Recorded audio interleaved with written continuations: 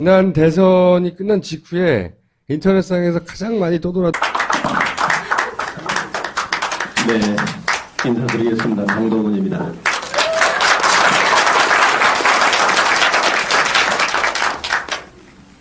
제가 여수는 자주 옵니다. 남원이 집이기 때문에 우리 전라북도의 남원, 순창, 임실, 장수 이쪽 분들은 여수 아니면 회 먹을 데가 없어요. 그래서 여기 비교적 낯설지 않고 정이 많이 들어있는 곳인데 지난번에 광주에서보다는 훨씬 많이 오셨네요. 정말 귀한 시간 내서 이 자리에 함께 하신 모든 분들께 감사드리고 또 특히 여기서 이렇게 쭉 보니까 서울에서 또 이렇게 오신 분들도 계시고 어떻습니까? 성록수 영화를 보신 나름대로 느낌들이 다 있으실 텐데 마지막 장면이 귓전에 굉장히 강하게 지금 울림이 있을 것입니다. 노무현을 얘기했던 사람은 지금 어디 있는가? 노무현을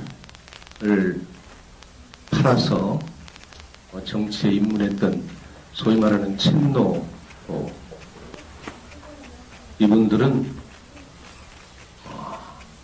국회에 있지만 아무런 얘기를 하지 않습니다. 일어나지도 않습니다. 왜 박근혜 대통령이 가짜인지에 대한 고민조차도 하지 않습니다. 자, 우리는 이 시대를 살아가고 있는 이 시점에 우리는 누구인가? 우리는 과연 오늘 이 순간도 우리 자식들에게 물려줘야 될 소중한 역사의 이 흐름을 어떻게 우리가 소화하고 갈 것인가? 여기에 대해서 많은 고민들을 해야 된다고 봅니다.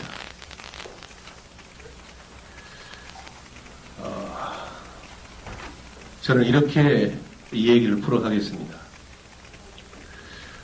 해방 이후에 우리 한국의 정치 지도자들의 그 행태를 보면 건국을 했던 초대 대통령부터 이 장면 윤보선 정부까지는 소위 말하는 독립운동을 하셨던 독립운동 세대였습니다.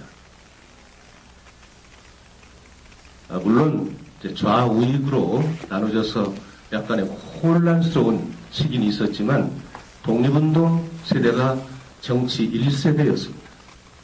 그 이후에는 박정희, 전두환, 노태우까지가 소위 말하는 군부 쿠데타 세력들이었습니다. 쿠데타로 권력을 찬탈한 광주 시민을 학살하고 권력을 찬탈한 군부 세력들이었습니다. 이게 정치 지도자의 이기라고 저는 얘기를 합니다. 그 다음에는 물론 당시에 신한국당으로 당선은 됐지만 김영삼, 김대중, 노무현 대통령까지가 민주화 운동 세대라고 저는 규정합니다. 이게 정치 지도자의 3기 세대다. 그런데 갑자기 노무현 대통령 이후에 이명박근혜로 이어지는 오늘날 이 세력들은 그야말로 우리 한국의 민주화 운동의 과정을 완전히 짓밟아버리고 과거에 50년 전으로 후퇴해버리는 소위 유신잔당들의 회귀 세력들이다. 그래서 우리의 역사는 더 이상 진보하지 못하고 오히려 후퇴하는 이런 쓴맛을 지금 우리가 보고 있다. 자, 이런 상황에 처해 있는 것이 우리들이고 오늘날의 정치 상황이다. 저는 이렇게 규정을 합니다. 자, 그렇기 때문에 이명박 박근혜로 이어지는 이 지금 새누리당 정권, 이 사람들은 과연 어떤 생각을 가지고 정치에 임하고 있을까?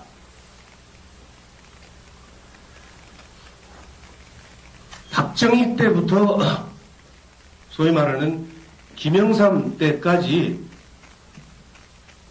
37년 6개월 동안을 영남에서 집권을 했습니다. 그러다가 김대중 노무현 대통령으로 이어지는 10년간의 정권을 빼앗겨본 그들은 과거에 자기들이 누려왔던 그 권력의 단맛, 소중함 이런 것들에 대해서 전혀 자각을 하지 못했다가 10년을 뺏겨보니까 너무나 절절하게 이 권력이 중요하다는 것을 인식하게 된 것이죠.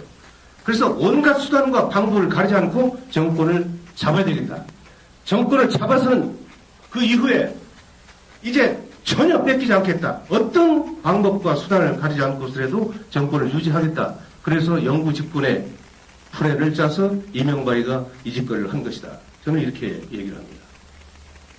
자, 그와 반면에 민주정부 10년이라고 우리가 평가하는 김대중 노무현 정부 시절에 과거에 민주화 운동을 했던 우리 민주화 세력들이 권력을 잡고 나서부터는 과거에 겪었던 그 고초와 고통 이런 것들은 다 잊어버리고 완전히 꿀맛에 단맛에 익숙해져버린 그런 상황이 현재까지도 이어지고 있다.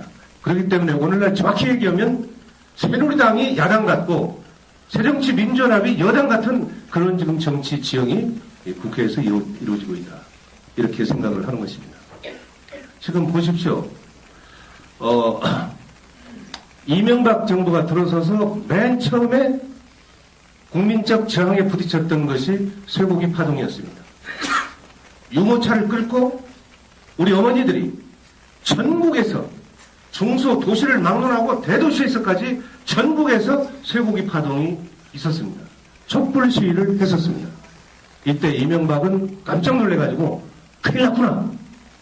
자기가 서울시장 할 때 서울시 상수도 사업본부장을 했던 원세훈이를 행자부 장관 시켰다가 바로 국정원장으로 보내가지고 그때부터 영구 집권의 플랜을 가동시킨 것이다.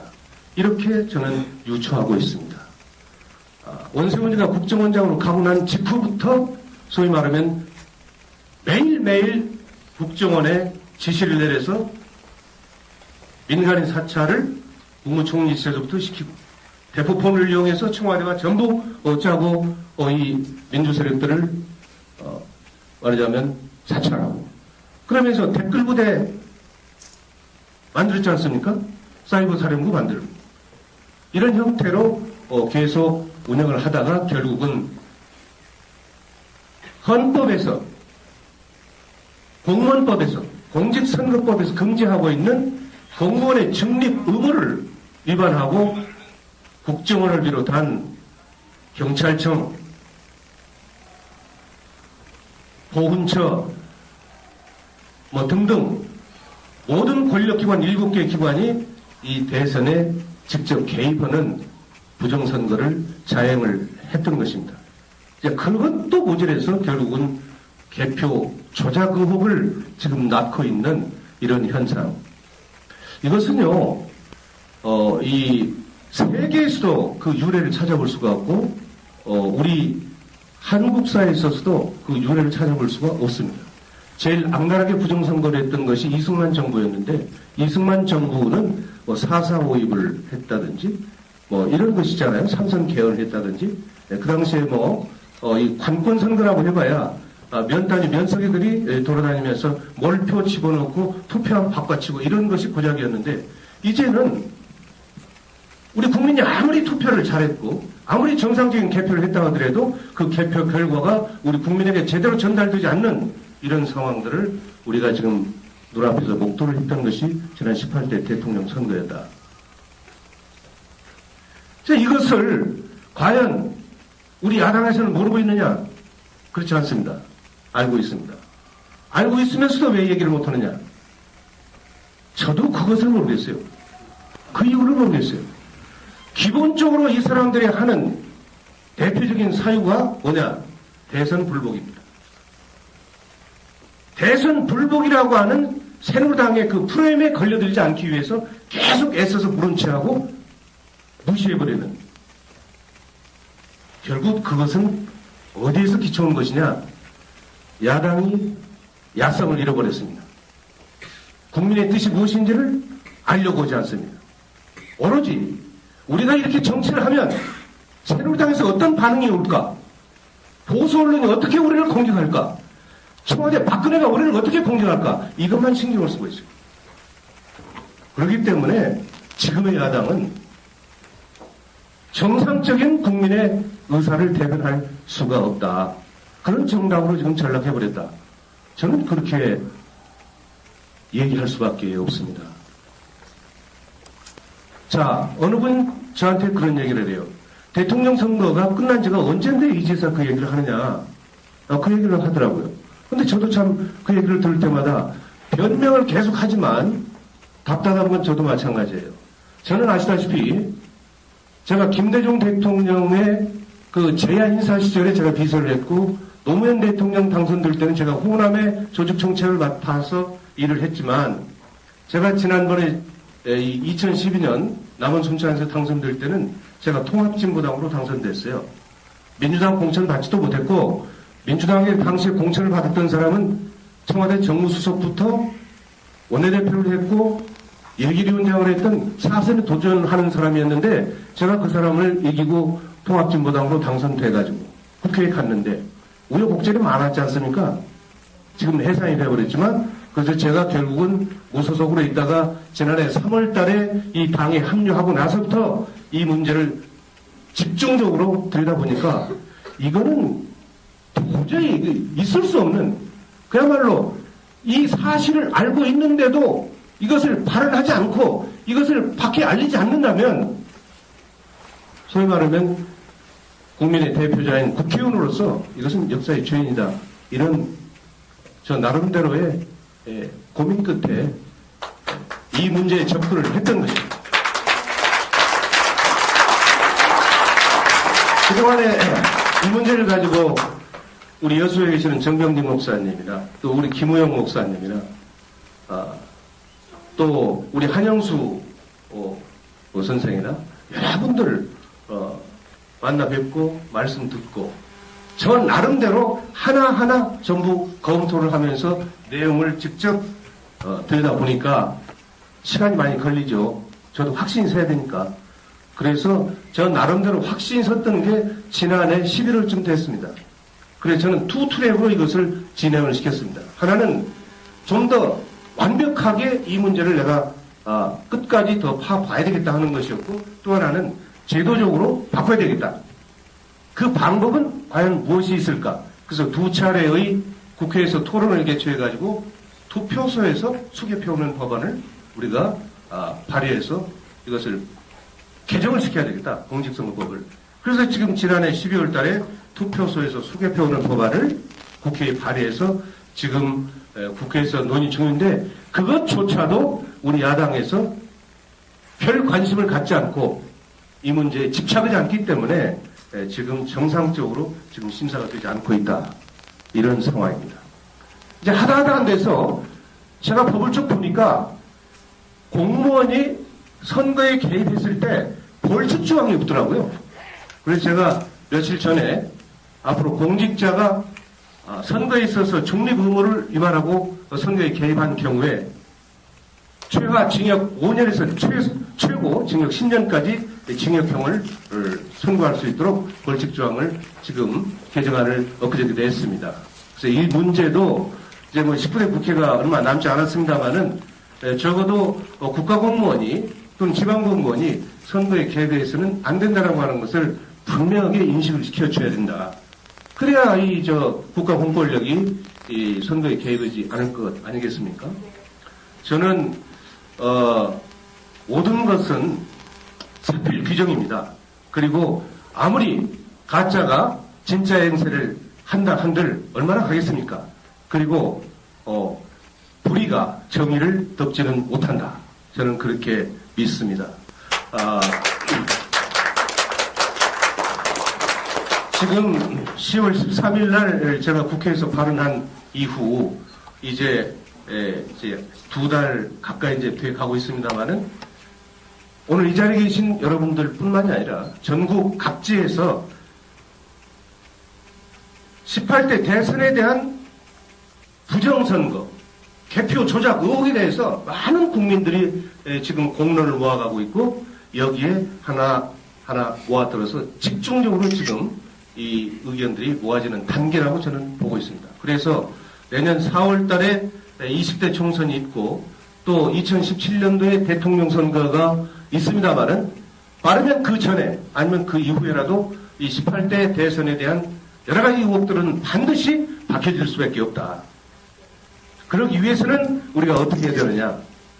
정말 이 땅에 다시는 이렇게 추악한 그리고 악랄한 부정선거와 개표 조작이 다시는 발붙이지 못하도록 우리가 뜻을 모으고 앞으로 투쟁해 나가야 된다.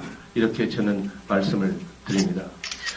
주어진 시간이 많지 않기 때문에 오늘은 제가 인사드리는 시간을 아주 짧게 이 정도로 말씀드리고 기회 있으면 또 말씀을 드리도록 하겠습니다.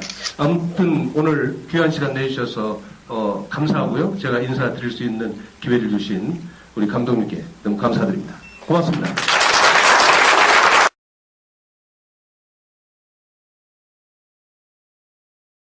오늘 제가 한 가지 약속 드리겠습니다. 오늘 이 정책 토론회가 끝난 이후에 선거법 개정안이 준비가 되면 이것을 제가 대표 발의해서 국회에서 직접 이 법이 개정될 수 있도록 많은 노력을 기울이겠다는 말씀을 드리겠습니다.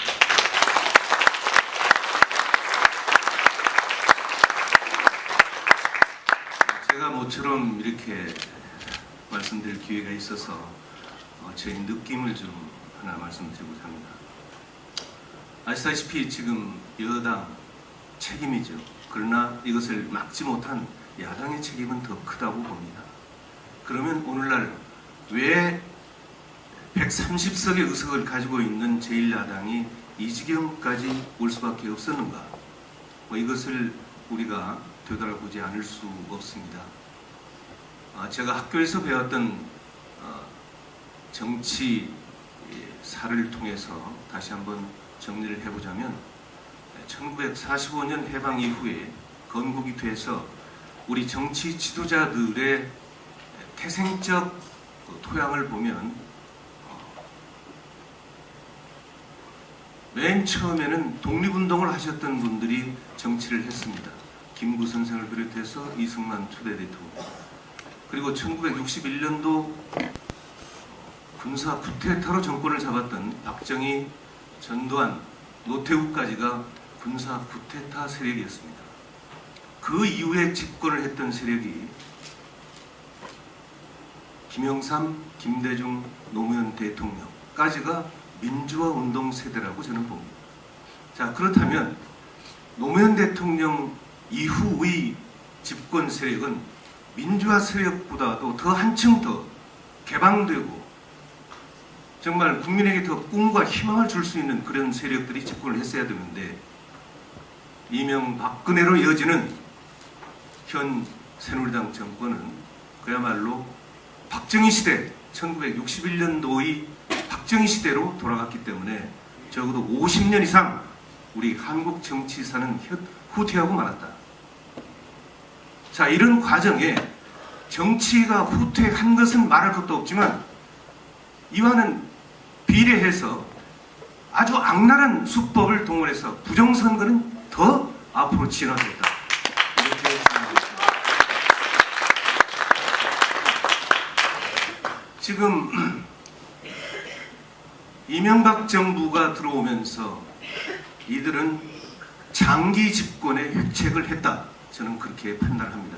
왜 그러냐면 1961년도 박정희 정권이 군사 쿠데타로 정권을 잡고 난 이후에 우리 한반도는 어느 특정 세력이 일제 36년 강점기보다도 더 긴 세월을 독점했습니다.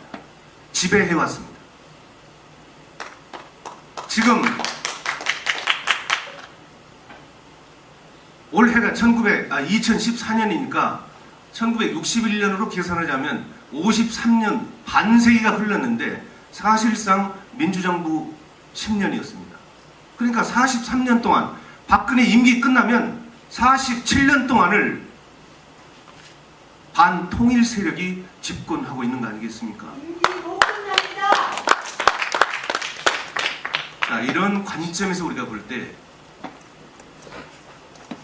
김대중 정부에게 정권을 빼앗긴 당시에 한나라당은 뿔만난 보다가 갑자기 그 뿔통을 빼앗기게 되니까 정신이 뒤집어진 것이죠. 그래서 김대중 대통령 때 심지어 원로비 사건, 대통령 부인이 오단벌 받았다고 하는 것까지도 검찰이 기소를 해서 세상을 떠들썩하게 했습니다. 그랬다가 다시 노무현 정부에게 또 뺏기니까 이제는 자기들의 정체성마저 버리고 좌클릭을 하면서 모든 복지 문제를 선점하고 치워나가는 거죠. 그래서 결국은 이명박이 집권을 합니다. 이명박 집권하고 장기 집권 시나리오가 나오는데 그 첫 번째가 원세훈이었습니다. 원세훈 서울시청 7급 공무원 출신입니다. 이명박 대통령 이 사람이 서울시장 할 때 자기 신부가 아니었습니까? 이 사람을 국정원장에 앉혀놓고 최초 현계 민간인 사찰이었습니다. 그리고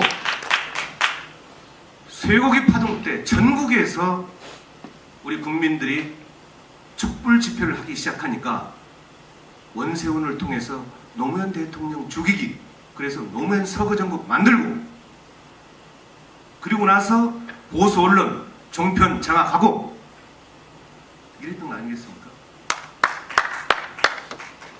자, 이런 과정에서 결국은 국무총리실에 민간인 사찰팀까지 주고, 그리고 가장 중요한 것은 잘 아시잖아요. 중앙선거관리위원회 홈페이지를 해킹합니다. 그 해킹의 주범은 요즘 성추문으로 세상을 떠들썩하게 하고 있는 박이태 기사원 아니었습니까? 자기 당 부하들을 시켜서 중앙선거관리위원회 홈페이지를 해킹하는 거예요. 왜? 중앙선거관리위원회에서 어느 정도 대응할 수 있는가, 어느 정도 대응하고 있는가, 이런 것들을 테스트하기 위해서 그런 거 아니겠습니까? 그러고 나서 본격적으로 개표 부정 시나리오에 접어든 거 아닌가, 저는 그렇게 생각을 하고 있습니다.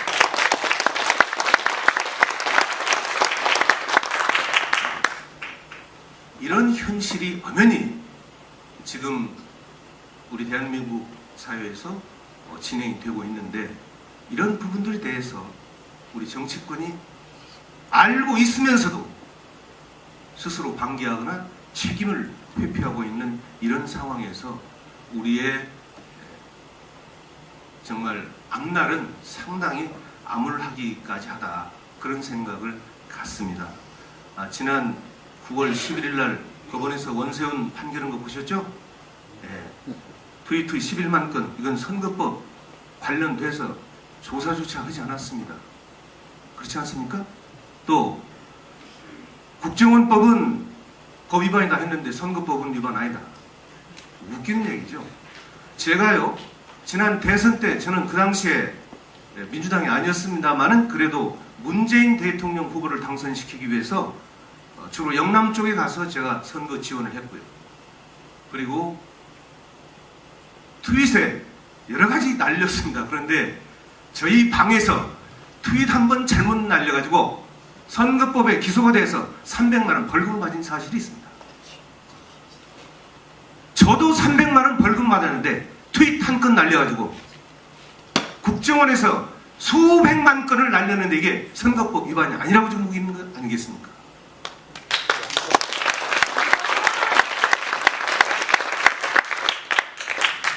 제가 잠깐 짧게 인사 말씀을 드리려고 했는데 좀 제가 기억해서 길어진 것 같습니다.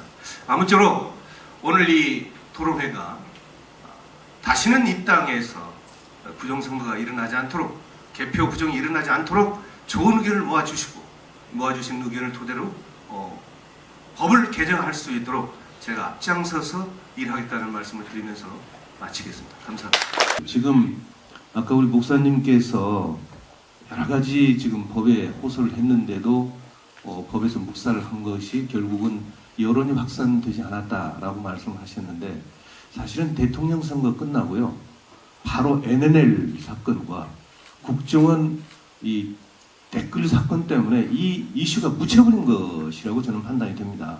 이 문제가 주요 쟁점이 될 수 있도록 우리 국회에서도 논의하겠지만 우리 이 자리에 계신 분들과 우리 시민사회단체가 한 목소리로 더 힘을 낼 수 있도록, 한 목소리를 낼 수 있도록 힘을 모아야 될 거 아닌가 그런 생각을 갖습니다. 그래서 이제 이 대통령 선거의 이 개표 부정이나 선거 부정과 관련된 것은 가장 중요한 게 국가적으로 NNL과 국정원 댓글 사건이었거든요.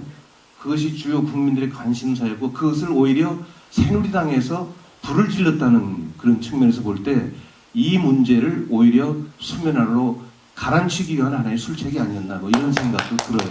그래서 이런 문제들을 더 집요하게 저도 공부하고 천착해서 더 나가겠다는 말씀 드리겠습니다. 고맙습니다.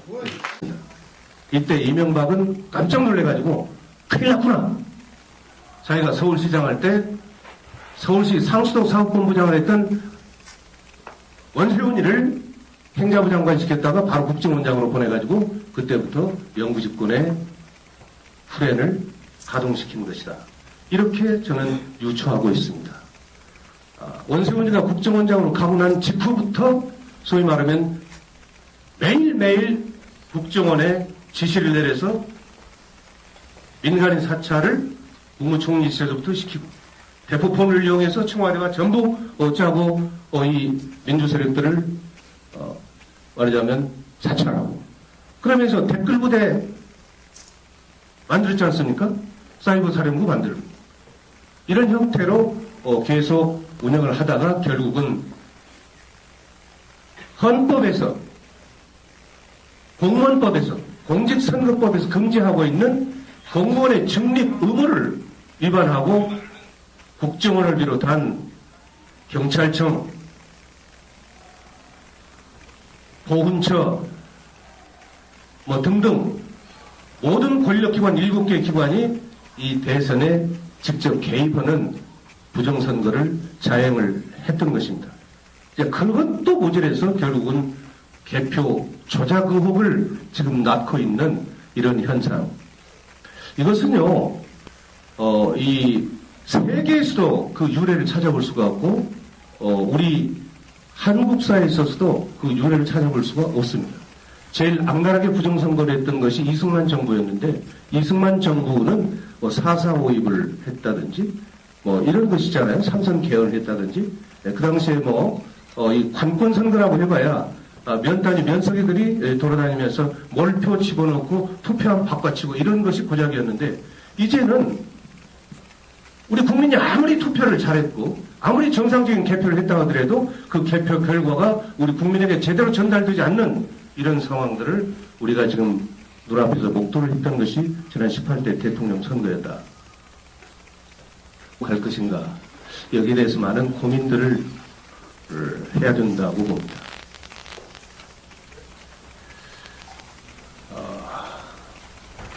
저는 이렇게 이 얘기를 풀어가겠습니다. 해방 이후에 우리 한국의 정치 지도자들의 그 행태를 보면 건국을 했던 초대 대통령부터 이 장면 윤보선 정부까지는 소위 말하는 독립운동을 하셨던 독립운동 세대였습니다. 물론 좌우익으로 나눠져서 약간의 혼란스러운 시기는 있었지만 독립운동 세대가 정치 1세대였습니다. 그 이후에는 박정희, 전두환, 노태우까지가 소위 말하는 군부 쿠데타 세력들이었습니다. 쿠데타로 권력을 찬탈한 광주 시민을 학살하고 권력을 찬탈한 군부 세력들이었습니다. 이게 정치 지도자의 이기라고 저는 얘기를 합니다. 그 다음에는 물론 당시에 신한국당으로 당선됐지만 김영삼, 김대중, 노무현 대통령까지가 민주화 운동 세대라고 저는 규정합니다. 이게 정치 지도자의 3기 세대다.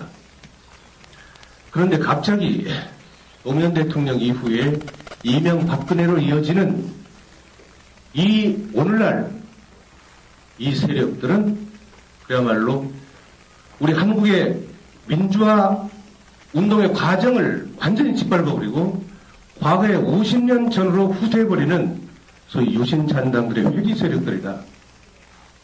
그래서 우리의 역사는 더 이상 진보하지 못하고 오히려 후퇴하는 이런 쓴맛을 지금 우리가 보고 있다. 자, 이런 상황에 처해 있는 것이 우리들이고 오늘날의 정치 상황이다. 저는 이렇게 규정을 합니다.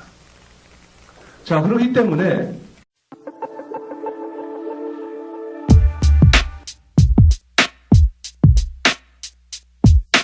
지난 대선이 끝난 직후에 인터넷상에서 가장 많이 떠돌았.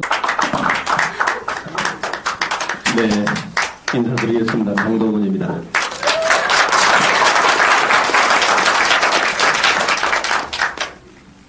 제가 여수는 자주 옵니다. 남원이 집이기 때문에 우리 전라북도의 남원, 순창, 임실, 장수 이쪽 분들은 여수 아니면 회 먹을 데가 없어요. 그래서 여기 비교적 낯설지 않고 정이 많이 들어있는 곳인데 지난번에 광주에서보다는 훨씬 많이 오셨네요.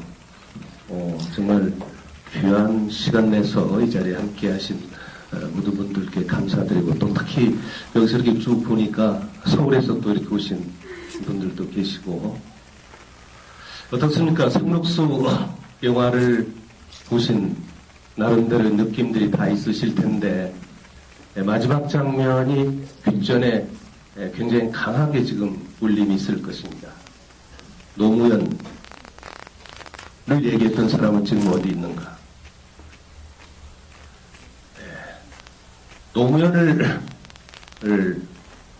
팔아서 정치에 입문했던 소위 말하는 친노 이분들은 국회에 있지만 아무런 얘기를 하지 않습니다. 일어나지도 않습니다. 왜 박근혜 대통령이 가짜인지에 대한 고민조차도 하지 않습니다. 자, 우리는 이 시대를 살아가고 있는 이 시점에 우리는 누구인가? 우리는 과연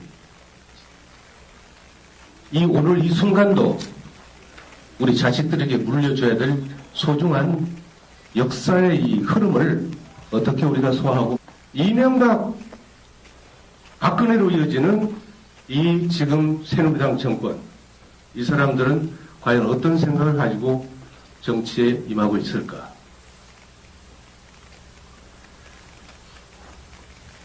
박정희 때부터 소위 말하는 김영삼 때까지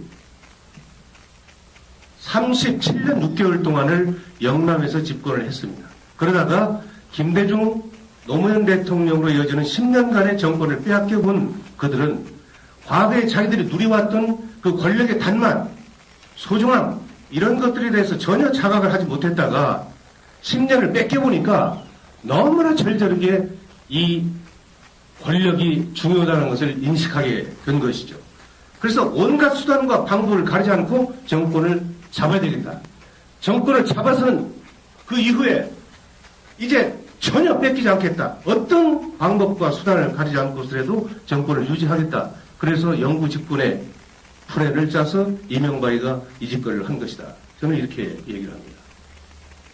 자, 그와 반면에 민주정부 10년이라고 우리가 평가하는 김대중 노무현 정부 시절에 과거에 민주화 운동을 했던 우리 민주화 세력들이 권력을 잡고 나서부터는 과거에 겪었던 그 고초와 고통 이런 것들은 다 잊어버리고 완전히 꿀맛에 단맛에 익숙해져버린 그런 상황이 현재까지도 이어지고 있다. 그렇기 때문에 오늘날 정확히 얘기하면 새누리당이 야당 같고 새정치 민주연합이 여당 같은 그런 지금 정치 지형이 국회에서 이루어지고 있다. 이렇게 생각을 하는 것입니다. 지금 보십시오.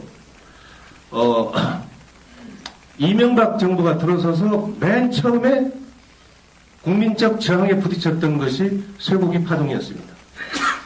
유모차를 끌고 우리 어머니들이 전국에서 중소 도시를 막론하고 대도시에서까지 전국에서 쇠고기 파동이 있었습니다. 촛불 시위를 했었습니다. 자, 이것을 과연 우리 야당에서는 모르고 있느냐?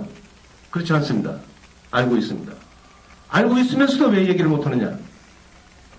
저도 그것을 모르겠어요. 그 이유를 모르겠어요.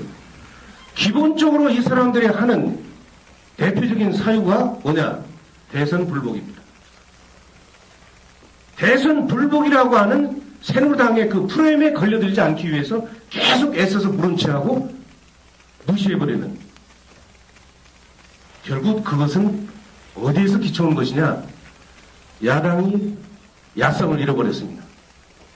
국민의 뜻이 무엇인지를 알려고 하지 않습니다.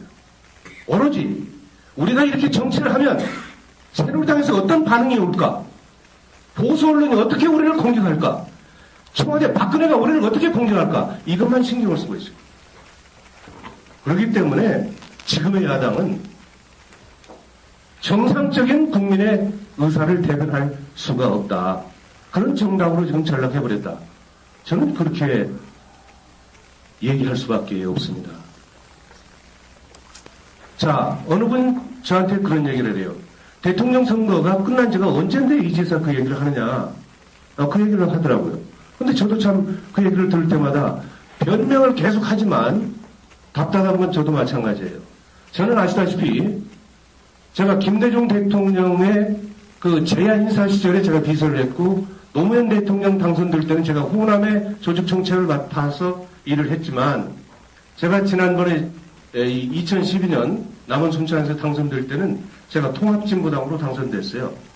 민주당 공천 받지도 못했고 민주당의 당시에 공천을 받았던 사람은 청와대 정무수석부터 원내대표를 했고 예결위원장을 했던 4선에 도전하는 사람이었는데 제가 그 사람을 이기고 통합진보당으로 당선돼가지고 국회에 갔는데 우여곡절이 많았지 않습니까? 지금 해산이 되어버렸지만 그래서 제가 결국은 무소속으로 있다가 지난해 3월 달에 이 당에 합류하고 나서부터 이 문제를 집중적으로 들여다보니까 이거는 도저히